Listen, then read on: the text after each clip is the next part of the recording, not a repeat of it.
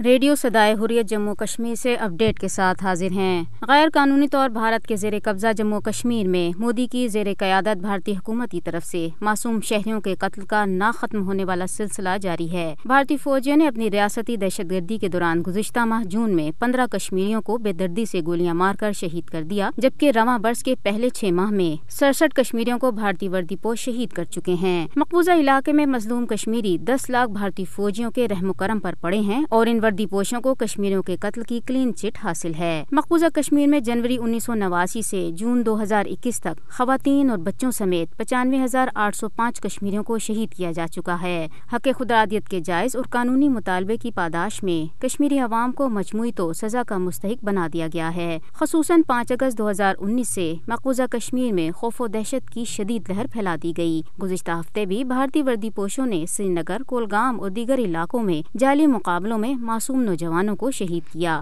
المیہ یہ ہے کہ کشمیریوں کو ان کے پیاروں کے جسد خاکی دفنانے کے حق سے بھی محروم کر دیا گیا ہے۔ بھارتی انتظامیہ مقبوضہ کشمیر میں قتل و غارت کے ذریعے کشمیریوں کو دہشت زدہ کر کے اپنے مطالبہ آزادی سے دستبردار کروانا چاہتی ہے، تاہم ہر شہادت کشمیریوں کے عزم اور ہمت میں اضافے کا باعث بنتی ہے اور بھارتی حکومت اس سلسلے میں شدید غلط فہمی کا شکار ہے کہ کشمیری نوجوانوں کو قتل، گرفتار اور تشدد کے ذریعے دبایا جا سکتا ہے۔ کشمیریوں نے بھارتی حکمرانوں کو اخلاقی اور سیاسی لحاظ سے شکست سے دوچار کر دیا ہے، جس کے باعث بھارتی حکومت بوکھلاہٹ کا شکار ہے۔ روزانہ کی بنیاد پر کشمیریوں کا خون بہا کر بھی مودی حکومت کشمیریوں کے جذبہ حریت کو کچلنے کا اپنا مقصد حاصل نہیں کر پائی ہے۔ مقبوضہ علاقے میں کشمیر دشمن اقدامات، شدید پابندیوں اور قتل و غارت جیسی بھارتی وحشیانہ کارروائیوں کا مقصد کشمیری عوام کی مزاحمت کو ختم اور کشمیریوں کو خوفزدہ کرنا ہے۔ بہادر کشمیری بھارتی غلامی سے آزادی کے لیے مکمل طور یکسو ہیں اور کچھ ہو جائے وہ بھارتی بربریت کے سامنے اپنا سر خم نہیں کریں گے۔